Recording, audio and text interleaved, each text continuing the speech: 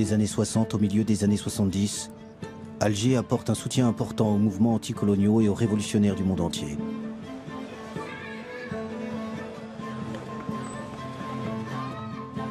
Une fois l'indépendance acquise, après 8 années d'une guerre cruelle, l'Algérie de Ben Bella, puis celle de Boumedienne, sera une terre d'accueil de militants du tiers-monde en lutte contre l'oppression coloniale ou raciale.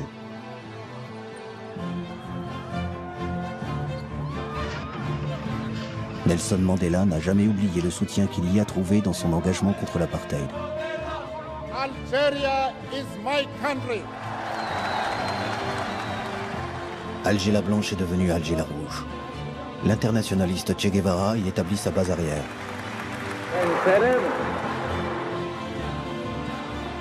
Le leader afro-américain, Eldridge Cleaver, veut en faire le centre de rayonnement international du Black Panther Party.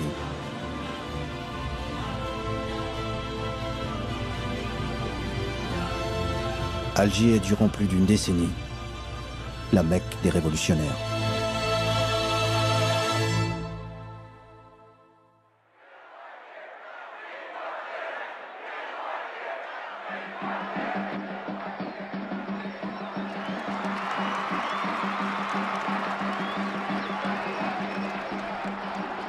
Juillet 1962. L'allégresse est dans les rues d'Alger. Les Algériens fêtent leur indépendance et la fin de 8 années de guerre.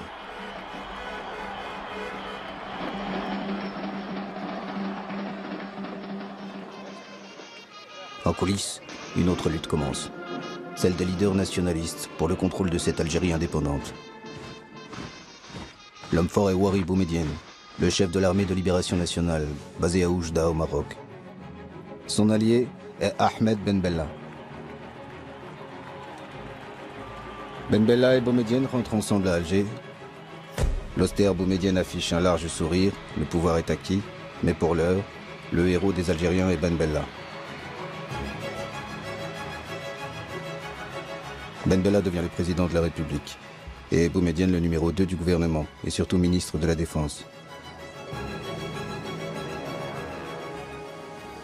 L'aura des Algériens dans le monde en Orient et en Occident est grande. L'un des soutiens de la cause algérienne est John Fitzgerald Kennedy, le président des États-Unis. It's a particular source of satisfaction to me to express these words of greeting to our friends in Algeria, because I recall speaking some years ago in the Senate of the United States on behalf of independence for Algeria.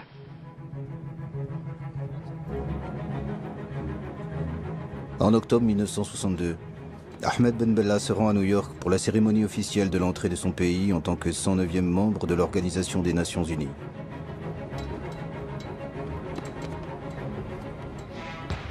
John Fitzgerald Kennedy l'invite à Washington et le reçoit à la Maison-Blanche avec discours de bienvenue et hymnes nationaux.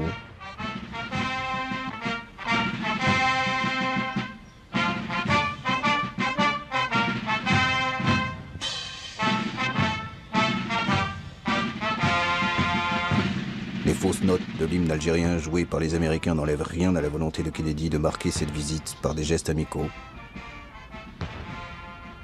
Même la première dame des États-Unis, Jackie Kennedy, et le petit dernier John viennent voir de près le héros algérien du combat pour l'indépendance.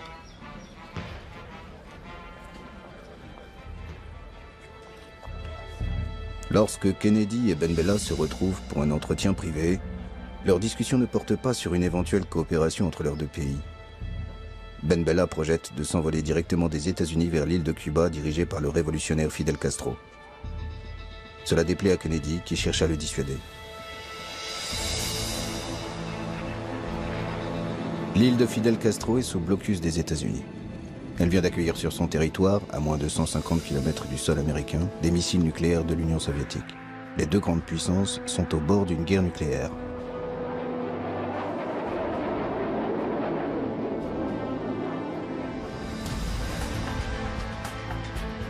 C'est dans ce contexte que Ben Bella arrive à La Havane dans un avion cubain venu le chercher discrètement à New York avec l'accord des Américains malgré le blocus.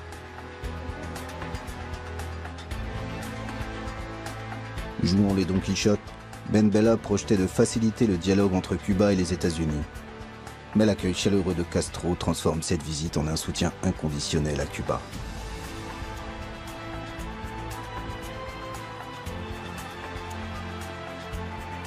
Pour les Cubains, Ben Bella est l'homme qui a défié le blocus des États-Unis pour leur rendre visite.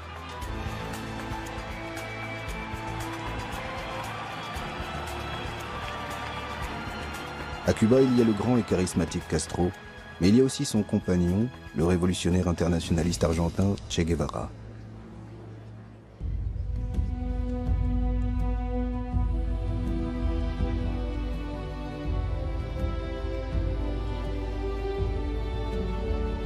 Castro, Ben Bella et Che Guevara échafaudent des plans pour aider les révolutions en cours.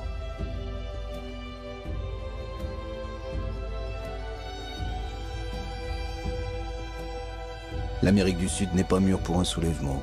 L'Afrique est le maillon faible de l'impérialisme, dit Che Guevara à Ben Bella, qui en est aussi convaincu. Ben Bella sait que l'Algérie peut jouer un rôle important en Afrique. Le mouvement indépendantiste algérien est un modèle, tant sur le plan de la stratégie militaire que pour ses actions diplomatiques sur la scène internationale. L'Afrique de ce début des années 60 est en pleine ébullition. Plus d'une dizaine de pays entament une lutte armée contre le système colonial, l'apartheid ou un pouvoir imposé de l'extérieur.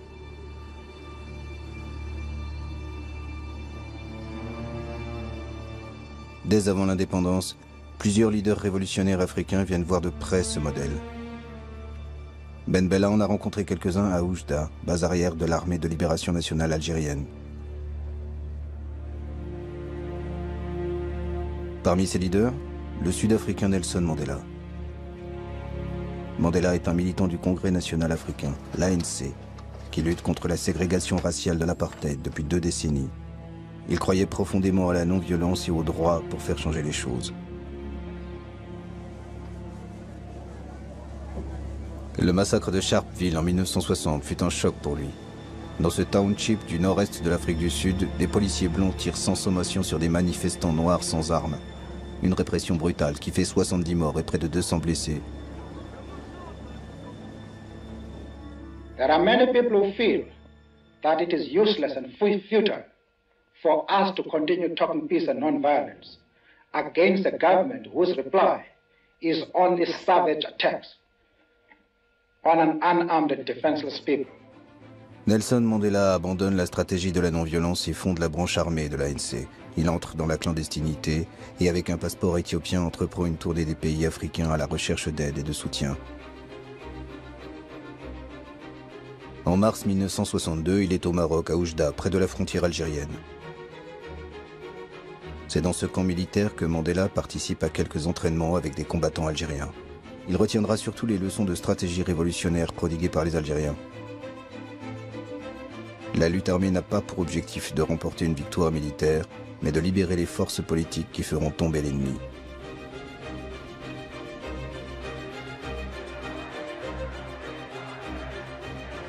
L'été 1962, de retour en Afrique du Sud, Mandela est arrêté. C'est dans une tenue traditionnelle de sa tribu que Mandela se présente devant ses procureurs. Parmi les chefs d'accusation figure son entraînement militaire avec les Algériens.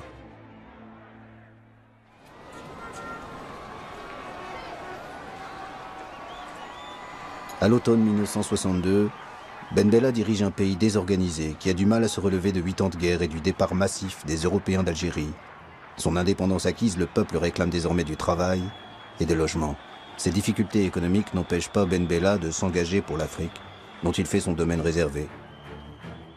Une revue est dédiée à cette cause, Révolution africaine. La direction est confiée à Jacques Vergès, l'avocat français des militants du FLN algérien durant la guerre d'indépendance.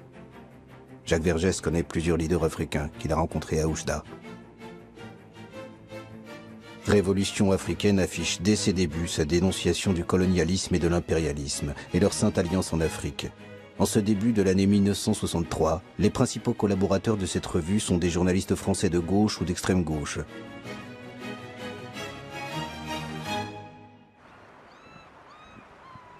Alger la Blanche devient Alger la Rouge, lieu d'effervescence révolutionnaire permanente. L'Algérie est l'apôtre des territoires encore colonisés ou victimes de l'impérialisme occidental. Quelques mois seulement après son indépendance, l'Algérie ouvre ses portes à tous les damnés de la terre. Les manifestations, les meetings se succèdent pour apporter un soutien aux pays frères africains qui luttent contre la dernière puissance coloniale en Afrique, l'Empire portugais, ou contre l'apartheid. Le sort de l'Algérie indépendante semble dépendre du sort de tous ces combats africains. L'épouvantail de la menace extérieure est agité pour mettre un voile sur les difficultés économiques du pays. Nous devons rester fidèles à ce que nous avons été depuis 7 ans. Et nous pourrions nous trouver isolés, notre propre expérience ici pourrait se trouver menacée de l'extérieur et par la même remise en cause. Nous pensons donc que l'action sur le plan extérieur est le complément naturel d'une véritable action sur le plan interne. Le premier mouvement de libération accueilli à Alger est l'ANC de Nelson Mandela, à qui le gouvernement algérien attribue dès 1963 un bureau en plein centre-ville.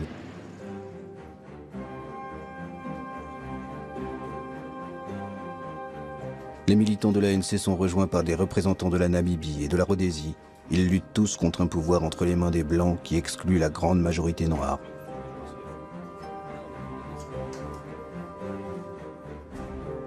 Comment vivez-vous ici? Avec quel argent? Avec quels moyens? Eh bien, c'est grâce à le soutien du gouvernement algérien, du parti. C'est lui qui vous donne de l'argent, qui vous donne les moyens de vivre, qui vous loge? Qui nous loge, donne tout ce que nous avons besoin, y compris les billets de voyage pour assister aux conférences internationales, afin de mobiliser l'opinion internationale. L'année suivante, d'autres mouvements de libération africains s'installent dans la capitale algérienne. Le Mozambique est représenté par le Frélimo, la Guinée-Bissau et le Cap-Vert par le PAIGC d'Amilcar Cabral, l'Angola par le MPLA et le FNLA.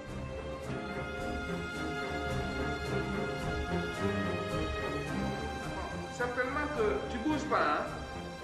Parce qu'ils sont chez moi, certainement qu'ils partent. Une solidarité militante anime ces mouvements de libération, tous financés par l'Algérie, qui leur apporte un soutien militaire et diplomatique.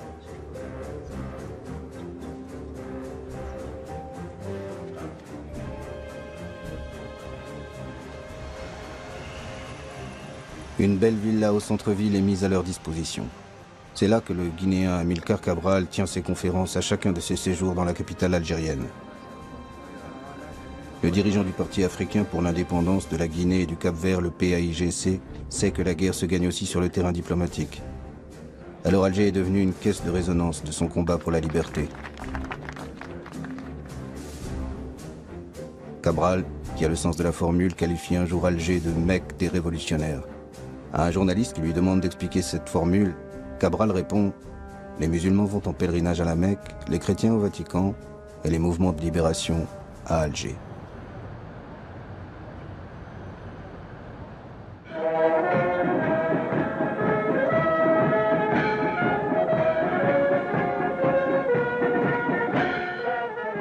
L'Éthiopie accueille en mai 1963 l'assemblée fondatrice de l'OUA, l'Organisation de l'Unité africaine. 30 pays, pour la plupart indépendants depuis peu, se retrouvent à Addis Abeba. L'empereur Haïlé Sélassié, qui dirige un pays d'une extrême pauvreté, reçoit les chefs d'État avec une profusion de luxe. La nouvelle organisation africaine appelle à l'émancipation totale des territoires africains qui ne sont pas encore indépendants. Pour l'Algérien Ben Bella, l'OUA doit s'impliquer davantage. Nous nous sommes battus pendant 7 ans et demi contre l'impérialisme le plus obstiné qui ait jamais existé. Nous n'avons pas le droit de penser à mieux manger quand des gens tombent en Angola, en Mozambique, en Afrique du Sud. Mais il y a une rançon à payer pour faire en sorte que notre solidarité soit effective. Eh bien, acceptons tous de mourir un peu, ou tout à fait, pour que l'unité africaine ne soit pas un mot creux.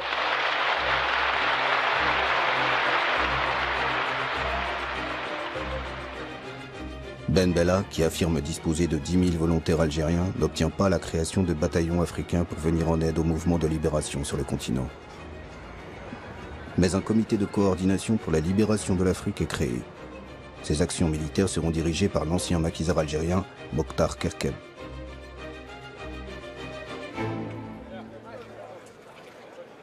Ben Bella se voit en Castro-africain. Il revêt une tenue militaire pour des actes symboliques, comme la destruction d'un bidonville. Quand ce n'est pas une tenue militaire, c'est un costume au col Mao qu'il endosse, en hommage au timonier de la révolution chinoise Mao Tse-tung. Ben Bella aime les bains de foule. Il multiplie les meetings et décrète l'autogestion par les ouvriers des propriétés abandonnées par les colons.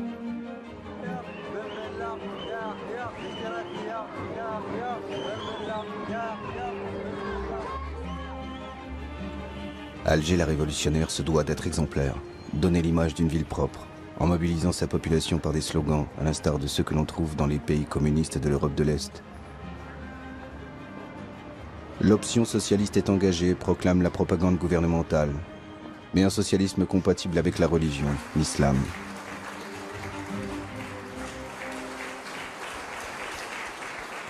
J'ai eu déjà l'occasion de le dire à certains amis communistes qui sont ici. Je voudrais parler très franchement. Pour nous, il est essentiel qu'on nous laisse notre Allah. Et nous sommes prêts à aller plus vite que n'importe quelle révolution socialiste. Ben Bella interdit le Parti communiste algérien au nom de la nécessité de construire un régime de parti unique, le FLN.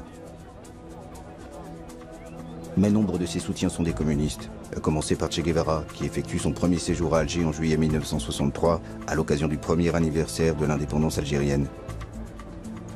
Sa venue apporte au gouvernement algérien une consécration révolutionnaire.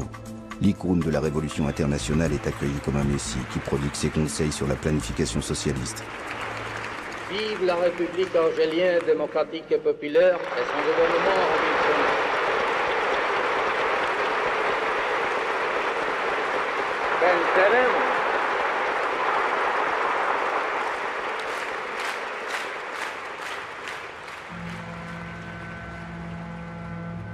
L'autre grand ami de Ben Bella est le leader du monde arabe, Gamal Abdel Nasser, le président égyptien, qui arrive sur un bateau baptisé El Houria, la liberté. Les deux hommes se connaissent depuis les années 50, lorsque Ben Bella était accueilli au Caire durant la guerre d'Algérie. Alger l'africaine est devenue durant quelques jours Alger la ville arabe et réserve un accueil triomphal aux raïs égyptiens. C'est sur un camion de pompiers que s'effectue leur déplacement pour les protéger de la ferveur d'une foule immense.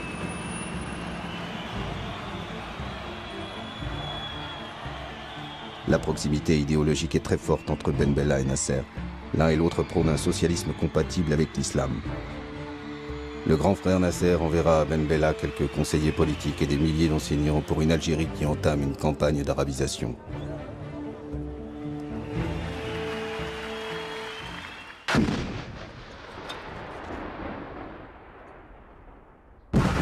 À l'automne 1963, une guerre éclate entre l'Algérie et son voisin marocain qui conteste le tracé de la frontière entre les deux pays dans le sud du Sahara. Un tracé hérité de l'ère coloniale, jamais accepté par le Maroc, qui décide de récupérer par la force la bande de sable revendiquée. L'armée algérienne ne fait pas le poids face à l'armée marocaine. Ben Bella fait appel à ses amis Castro et Che Guevara. Les Cubains volent au secours de la révolution algérienne en danger. C'est dans un navire livrant officiellement du sucre que sont transportés des hommes et du matériel pour venir en aide à la jeune révolution algérienne. L'Égypte de Nasser envoie des avions et des hélicoptères. Une guerre des sables qui se termine par un compromis. La zone revendiquée est démilitarisée. Ben Bella et le roi du Maroc Hassan II signent un accord sous l'égide de l'Organisation de l'Unité africaine.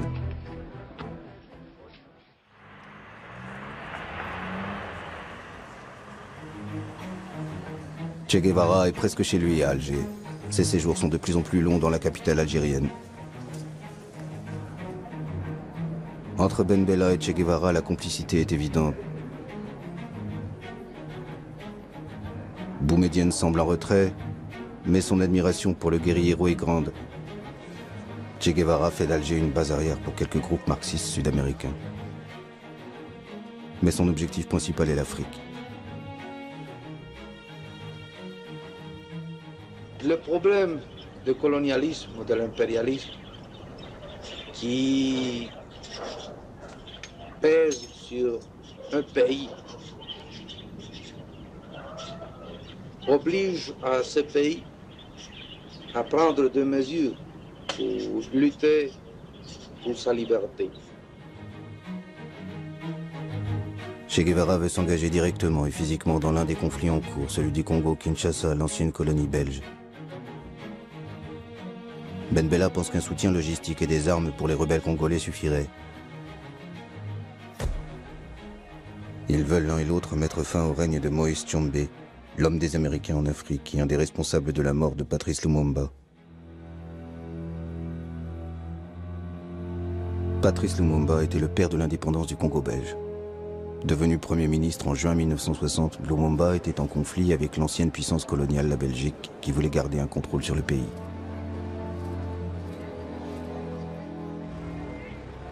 À l'instigation des Belges et des Américains, Patrice Lumumba est arrêté par le colonel Mobutu, chef d'état-major de l'armée. Il est brutalisé sous les yeux de sa femme et de son fils.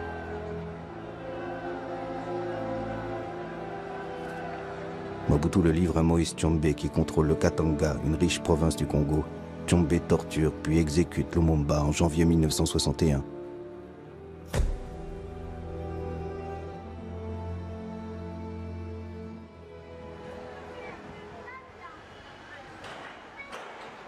Alger se souvient de Patrice Lumumba, celui qui a payé de sa vie sa soif de liberté pour son peuple. Che Guevara aura aussi son boulevard à titre posthume. Les légendes des deux hommes se croisent dans cette ville d'Alger.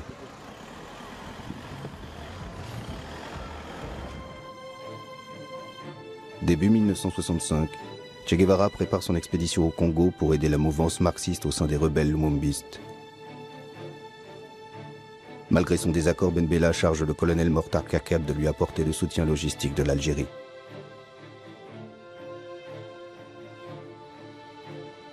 Che Guevara rejoint le maquis congolais en avril avec quelques guérilleros cubains chargés de l'instruction militaire des Congolais. Après quelques mois, cette expédition est un échec. Le Che et ses guérilleros se retirent du Congo et quittent l'Afrique pour d'autres foyers de guérilla en Amérique du Sud.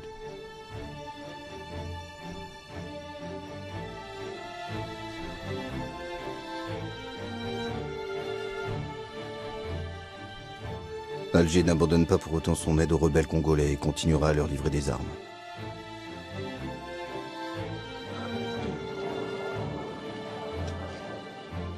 En Angola, où plusieurs mouvements luttent contre le colonialisme portugais,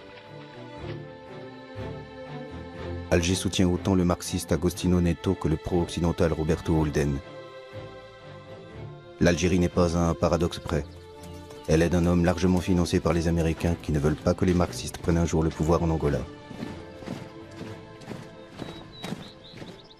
Avez-vous des contacts personnels avec M. Ben Bella?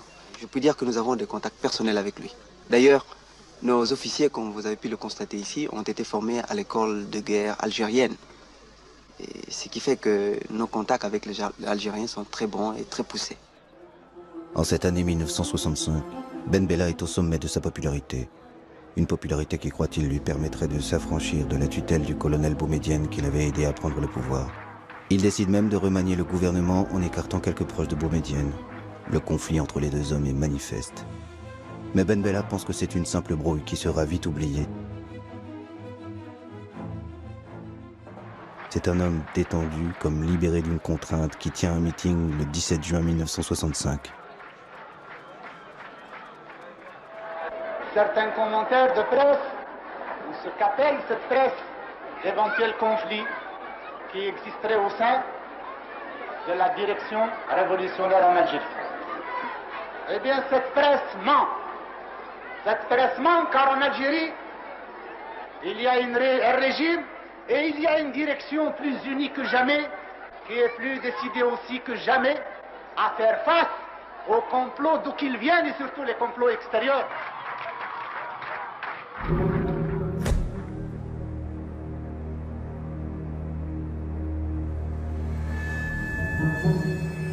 Deux jours plus tard, les Algérois découvrent à l'aube des chars en plein centre-ville. La plupart croient que c'est du cinéma.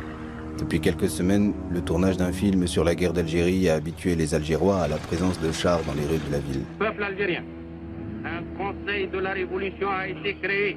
C'est par un communiqué diffusé en boucle à la radio que les Algériens apprennent le coup d'État.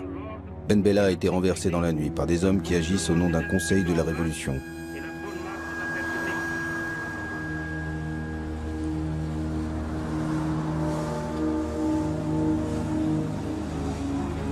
La majorité des Algériens pensent que c'est un simple drame joué au sommet du pouvoir. Seuls 2 à 3 000 manifestants descendent dans les rues d'Alger.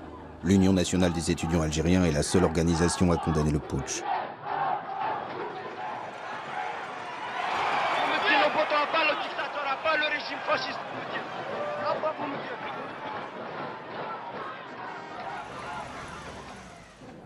Le pouvoir acquis, il reste aux hommes de Boumedienne à faire oublier leur image de putschiste et redorer le blason révolutionnaire de l'Algérie auprès de la presse internationale.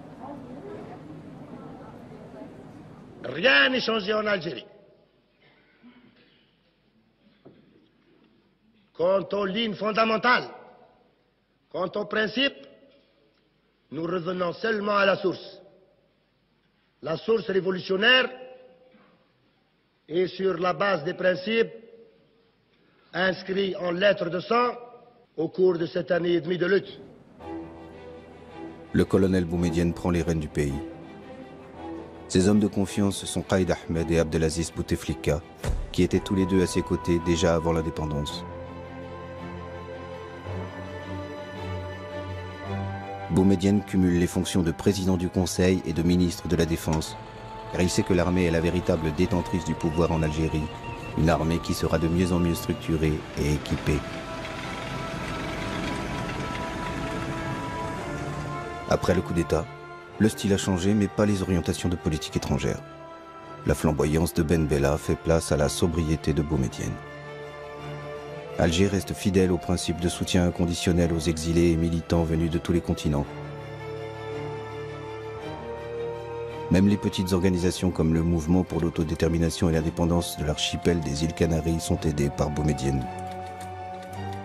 Le mouvement d'Antonio Cubio mène une campagne internationale contre la domination espagnole du régime franquiste sur les îles Canaries.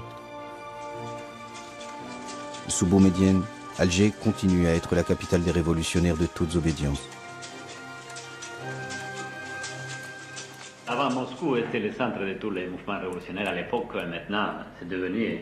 Enfin, vous savez, il y a un déplacement du centre de gravité. Oui, des centres de gravité révolutionnaires vers le tiers-monde. C'est-à-dire qu'Alger est devenu à peu près cette espèce de... il va jouer le rôle qu'il jouait Moscou à l'époque de l'international ou de la Comintern, si vous voulez. Une espèce de centre de tous les mouvements de libération. L'hospitalité algérienne est sans limite. Près d'une vingtaine d'organisations trouvent refuge à Alger. Mais cette hospitalité n'est pas sans nuance ni hiérarchie. Il y a ceux dont la représentation a rang d'ambassade et sont logés dans les villas de quartiers chics ou dans de beaux appartements du centre-ville. Et ceux qui sont relégués en périphérie et à qui on conseille la discrétion, comme le Front de libération du Québec ou le Front de libération de la Bretagne française.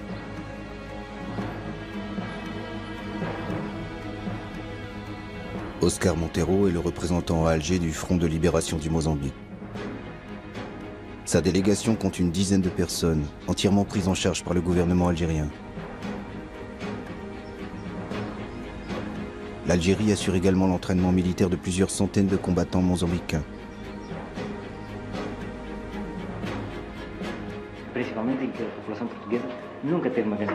Oscar Montero s'active beaucoup pour le rayonnement international de son organisation. Mais c'est la solidarité avec les autres mouvements de libération qui luttent contre l'empire colonial portugais qui lui paraît essentiel. Il sait que leurs combats sont liés et que la victoire de l'un servira les autres dans la guerre menée contre l'armée portugaise. C'est difficile de dire combien de temps va durer notre lutte. Nous ne faisons pas de pronostics. Nous disons, comme disaient d'autres camarades de combat, nous disons en réponse à cela, eh bien, combien de temps les Portugais peuvent continuer à faire la guerre? Combien de temps veulent-ils continuer à la faire? Veulent-ils la faire 1 an? Nous ferons 1 an et 1 jour. Veulent-ils la faire 10 ans? Nous ferons 10 ans et demi. Tous les autres d'Alger n'ont pas choisi de venir dans cette ville. L'ancien assassin de Lumumba, Moïse Tshombe, est arrivé en Algérie suite à un détournement d'avion.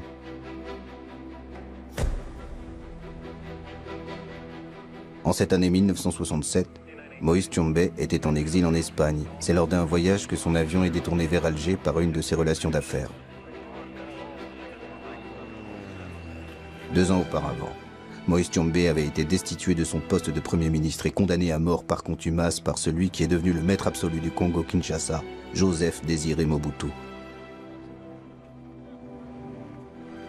Mobutu, probable commanditaire du détournement d'avion avec l'aide de la CIA, envoie une délégation à Alger pour demander à Boumedienne l'extradition de Tshombe. Boumedienne tergiverse et finalement refuse. Nous avons parlé de crimes contre l'humanité africaine. Ce qu'il a fait au Congo, les intérêts qu'il a servis là-bas, l'assassinat de Lumumba et d'autres patriotes congolais font que nous le considérons comme quelqu'un qui relève de la justice de son peuple, certes, mais également de la justice de toute l'Afrique et de tout le monde progressiste. Sans véritable procès, Tshombe reste prisonnier du gouvernement algérien. Celui qui était habitué au grand luxe termine sa vie dans une villa de style mauresque au mobilier modeste. Il meurt le 29 juin 1969. Boumedienne, qui ne veut pas être considéré comme l'assassin de Tshombe, fait faire plusieurs expertises par des médecins légistes étrangers qui concluent tous à une mort naturelle suite à une crise cardiaque.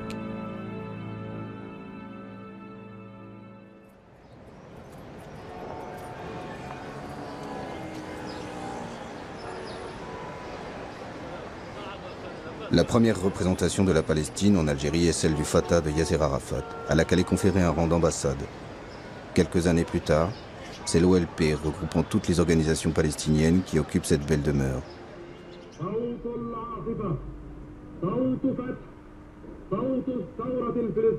Vers le milieu des années 60, on trouve à Alger plusieurs milliers de Palestiniens. La plupart d'entre eux sont des réfugiés, étudiants ou travaillant pour l'Algérie. Jusqu'en 1967, l'aide algérienne à Yasser Arafat est plus diplomatique que militaire. Seulement quelques centaines de fidayines palestiniens sont entraînés en Algérie.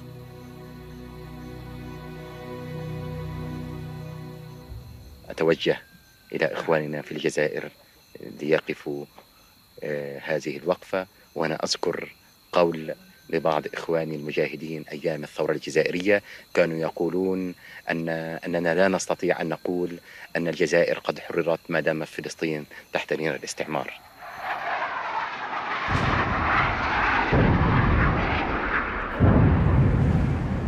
Le 5 juin 1967, Israël attaque ses voisins arabes et détruit le potentiel militaire de 3 pays, l'Égypte, la Syrie et la Jordanie. En moins d'une semaine, l'État hébreu annexe d'importants territoires dont Jérusalem-Est et triple ainsi sa superficie. L'armée égyptienne, la plus importante de la région, est dévastée. Le cessez-le-feu réclamé par l'ONU est accepté par les armées arabes défaites. Une humiliation envahit le monde arabe. À Alger, cette défaite est vécue comme un séisme, malgré l'éloignement du champ de bataille. Les Algériens descendent dans la rue pour réclamer vengeance et poursuite de la guerre. L'impérialisme anglo-américain est pointé du doigt comme responsable et coupable d'avoir armé Israël. Il ne fait aucun doute qu'au Moyen-Orient, l'impérialisme a frappé par instruments interposés. Si nous ajoutons cet élément aux autres éléments africains, peut-être même qui sont passés en Asie ou en Europe, d'autres,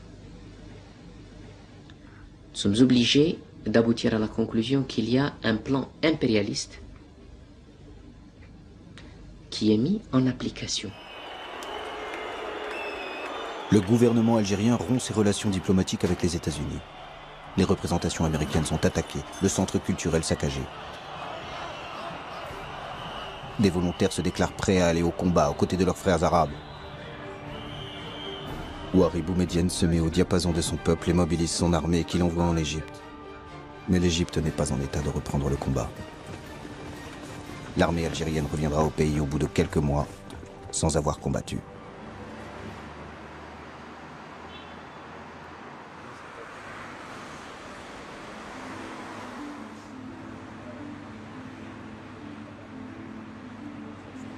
Le Front National de Libération du Sud-Vietnam a une ambassade dans le beau quartier d'El Biar. Les Algériens ont une dette envers les Vietnamiens. En 1954, c'était la victoire des communistes vietnamiens contre l'empire colonial français à Dien Bien Phu qui a donné des ailes au FLN algérien pour engager une lutte armée. La solidarité avec la résistance sud-vietnamienne trouve un important écho auprès des Algériens.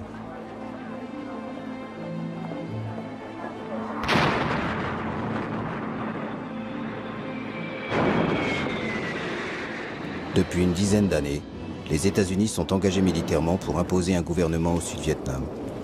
Les atrocités de cette guerre suscitent une très grande émotion à travers le monde entier. La mobilisation dans les villes américaines rassemble des foules immenses. Chaque jour, les jeunes qui refusent d'aller faire la guerre sont plus nombreux. Les Noirs américains sont les plus hostiles à cette guerre contre un peuple qui ne leur a rien fait. Aucun Vietnamien ne m'a traité de nègre, affichent certaines pancartes de manifestants. Stokely Carmichael, théoricien du pouvoir noir, et un des leaders du Black Panther Party, le mouvement radical contre les discriminations, appelle les Afro-Américains à déserter l'armée et refuser d'aller se battre au Vietnam.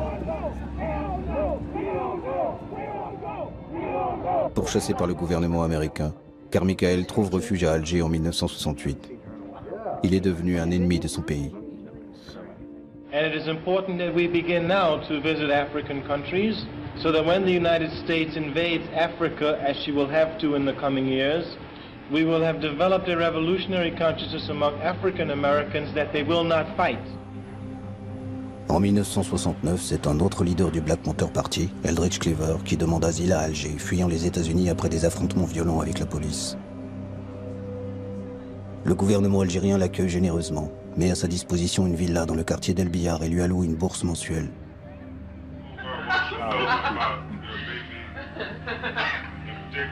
Cleaver s'installe en famille.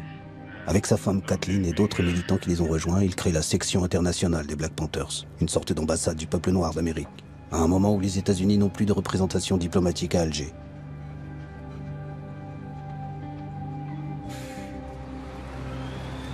Un centre culturel afro-américain est installé dans la rue la plus fréquentée, au centre-ville. Les jeunes Algériens découvrent ainsi les États-Unis à travers le combat des Noirs américains.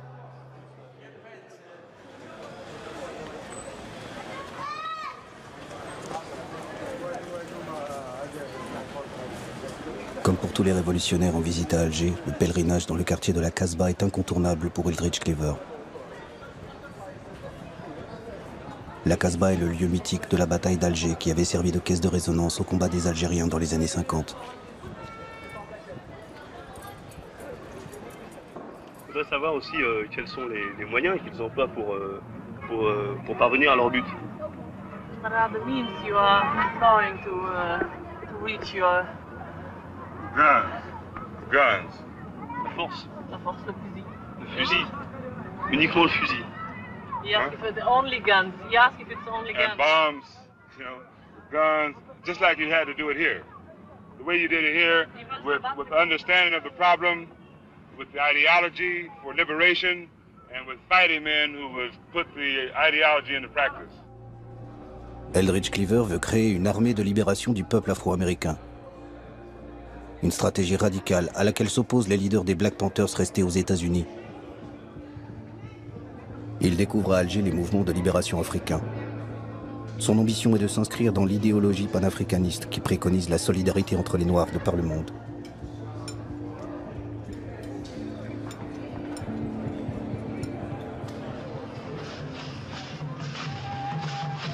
Le combat des Noirs, d'où qu'ils viennent, a une tribune, la capitale algérienne. Le temps d'un été, Alger est la capitale de l'Afrique, en accueillant le premier festival panafricain.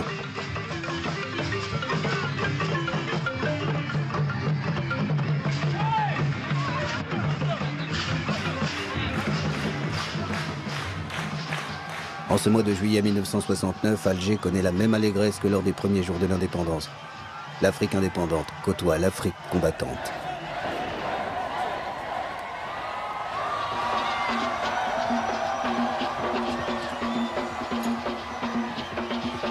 Un brassage de population envahit Alger. La ferveur emporte une jeunesse algérienne qui a soif de liberté. Des femmes dansent seins nus dans les rues de cette ville musulmane. Des scènes qui ne se reproduiront jamais.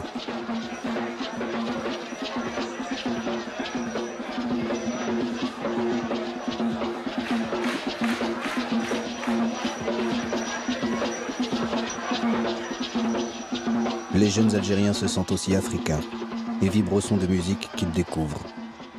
Myriam Makeba illumine le festival de son aura de chanteuse engagée, chassée de l'Afrique du Sud par le régime de l'apartheid.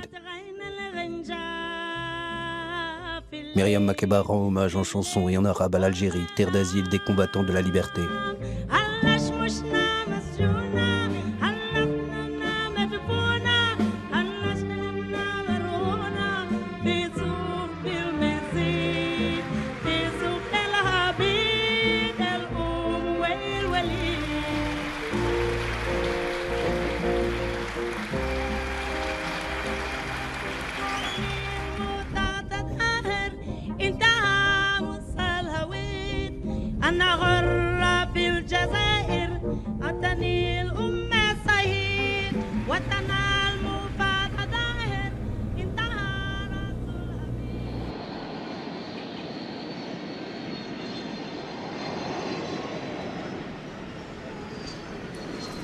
En juin 1970, un avion en provenance de Rio de Janeiro arrive à Alger.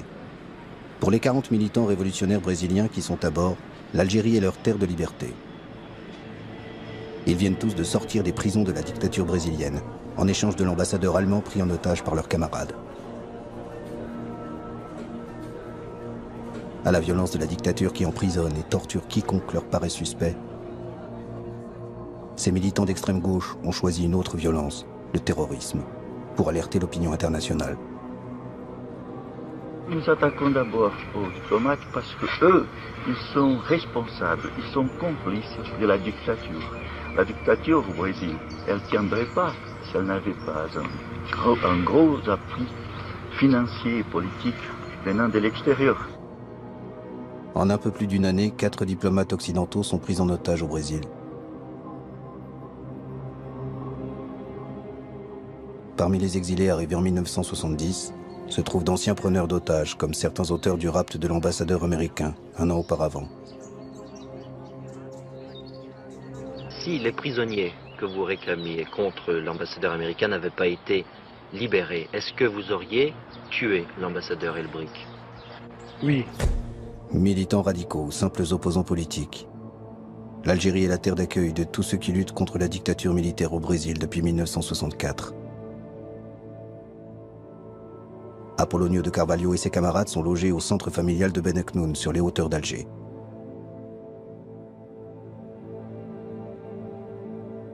Certains d'entre eux partiront vers d'autres destinations, en Europe ou à Cuba.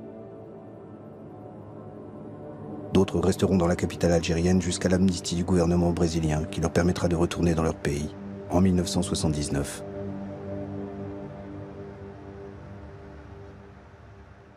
A Delta Airlines DC-8 hijacked yesterday in Florida landed today in Algeria. Aboard it were the crew, 8 people, the hijackers, 3 men and 2 women, the women accompanied by their 3 children. A $1 million ransom extorted by the hijackers in Miami. 2 ans après les Brésiliens, ce sont des Afro-Américains, auteurs de détournements d'avions aux États-Unis, qui choisissent l'Algérie comme destination. À l'été 1972, 2 avions américains atterrissent à l'aéroport d'Alger. Les pirates arrivent avec des rançons extorquées aux compagnies aériennes et veulent rejoindre les Black Panthers.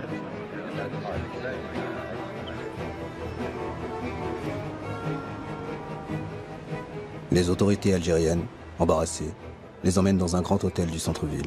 Après plusieurs jours d'interrogatoire, la police algérienne les laisse rejoindre la bande de Cleaver, mais confisque l'argent des rançons qui sera rendu aux compagnies aériennes. Eldridge Cleaver est furieux. Pour lui, cet argent doit financer son combat révolutionnaire contre les États-Unis. Il demande aux pirates, qui sont désormais sous sa tutelle, de lire une lettre ouverte au gouvernement algérien. We are shocked and bewildered to be branded as criminals for our revolutionary activities and to see our successful revolutionary actions threatened with ultimate defeat by the Algerian government. It was the United States government itself that requested of the Algerian government to allow the plane to land in Algeria. We feel that by allowing the plane to land in Algeria, the Algerian government is not obligated to go one step further and play the part of policeman for the United States government. L'accusation d'être aux ordres des États-Unis est insupportable pour les Algériens. Cleaver et ses amis sont placés en résidence surveillée, leurs téléphones coupés, les fonds supprimés, les armes et les machines à écrire confisquées. Cet épisode signe la fin des Black Panthers à Alger. Sans argent et sans aide, après quelques mois d'incertitude, Eldridge Cleaver et ses proches quittent l'Algérie.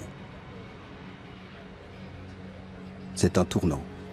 Désormais, c'est sur la scène diplomatique que se déploie essentiellement l'activisme algérien. Le prestige de l'Algérie de Boumedienne est grand en ce début des années 1970. Mais sa solidarité avec tous les damnés de la terre ne peut masquer le sous-développement dont souffre le pays. Il est temps pour l'Algérie de mener le combat qui ouvrira la voie au développement économique. Et cela passe par le contrôle de ses matières premières. يسرني أن أعلن وبصفة رسمية باسم الحكومة باسم مجلس الثورة والحكومة أنه ابتداء من اليوم قررنا باش ناخذ 51% من الشركات البترولية الفرنسية. Ce coup de force ne provoquera pas de rupture entre la France et l'Algérie, qui est le premier pays à réussir la nationalisation de son industrie d'hydrocarbures. Une nationalisation qui se produit dans le contexte d'un choc pétrolier mondial qui aboutira à une forte augmentation du prix des hydrocarbures en 1973.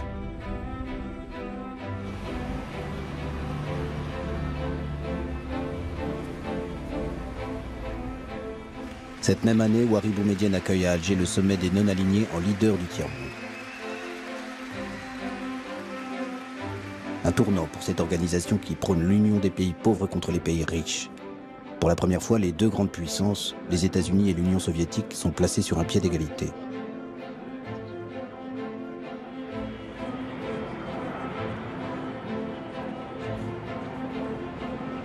L'année suivante, c'est cette idée d'un nouvel ordre économique mondial que Houari Boumedienne défend à l'ONU. Depuis 1962 et la cérémonie qui avait officialisé l'entrée de l'Algérie à l'ONU, c'est la première fois qu'un président algérien se rend à New York. C'est l'occasion choisie par Richard Nixon pour l'inviter à Washington. Une rencontre importante pour le président américain qui déroge à la règle en vigueur: ne jamais recevoir à la Maison-Blanche le chef d'État d'un pays avec lequel les États-Unis n'ont pas de relations diplomatiques. Henry Kissinger, le chantre de la réelle politique, prolonge les discussions avec le président algérien. Depuis le départ des Black Panthers d'Alger, aucune tension n'existe entre les deux pays. L'un et l'autre pensent que c'est le moment de rétablir leurs relations diplomatiques rompues depuis 1967. L'Algérie pourra enfin vendre son pétrole et son gaz aux États-Unis et financer ses grands projets industriels. En cette même année 1974, l'Assemblée générale de l'ONU désigne à l'unanimité Abdelaziz Bouteflika pour présider sa 29e session. Le diplomate révolutionnaire, comme le surnomme Kissinger, joue les agitateurs et fait de l'ONU une tribune pour les mouvements de libération.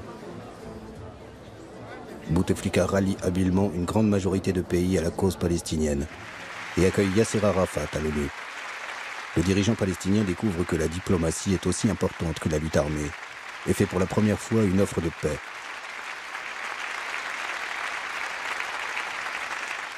لقد جئتكم يا سيادة الرئيس بغصن الزيتون في يدي وببندقية الثائر في يدي فلا تسقط الغصن الأخضر من يدي لا تسقط الغصن الأخضر من يدي لا تسقط الغصن الأخضر من يدي.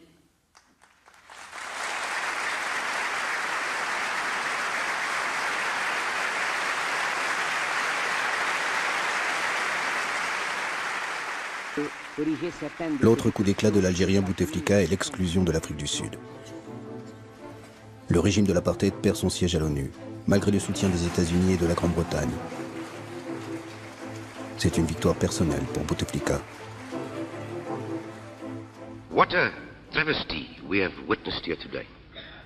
What a ploy to deny a country its rights to address this assembly. I object strenuously to this shameful action. Thank you. Aucun représentant de l'Afrique du Sud ne siégera plus à l'ONU jusqu'à la fin de l'apartheid et la libération du héros sud-africain Nelson Mandela. 3 mois après sa libération en 1990, il se rend à Alger pour remercier les Algériens de leur aide. Nelson Mandela n'a jamais oublié son entraînement militaire aux côtés des combattants algériens. En 1962. The government and people of Algeria have given us tremendous, massive support in the form of funds, in the form of materials, in the form of weapons, and in the form of moral support.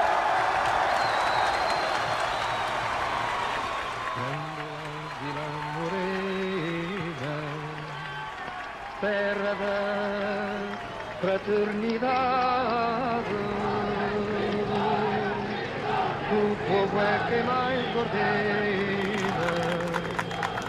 Portugal, dirigé jusque-là par un régime fasciste, devient une terre de fraternité au cours de cette année 1974.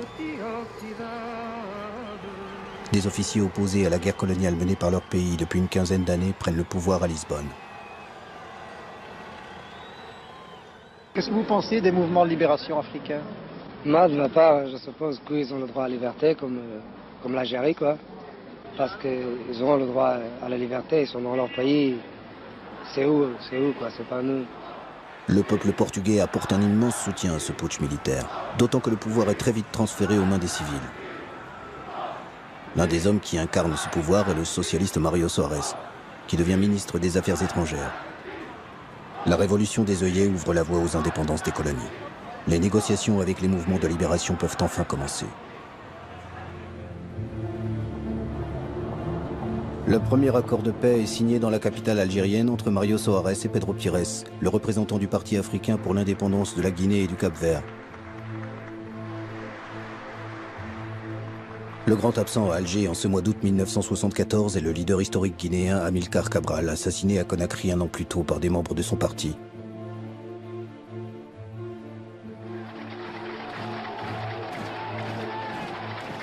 Après la Guinée-Bissau, ce sera au tour du Cap-Vert, du Mozambique et de l'Angola de fêter leur souveraineté. Mais les indépendances ne mettront pas fin aux souffrances des peuples. En Angola et au Mozambique, aux guerres d'indépendance succéderont les guerres civiles entre les différents clans nationalistes pour le contrôle du pouvoir.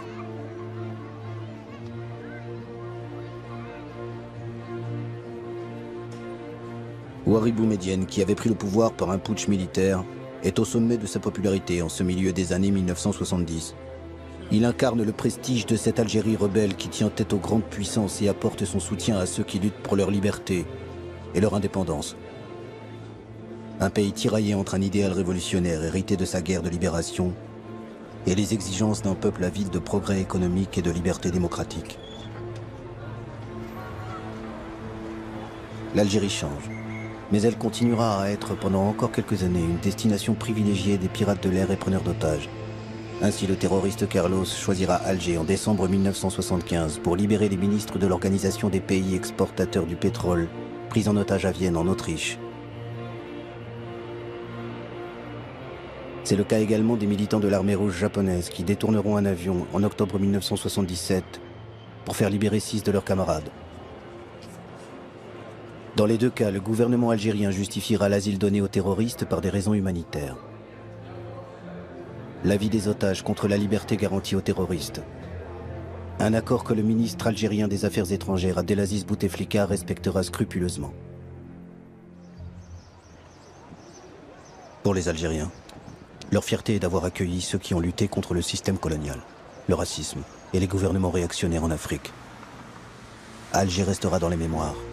Elle aura été durant plus d'une décennie la Mecque des révolutionnaires.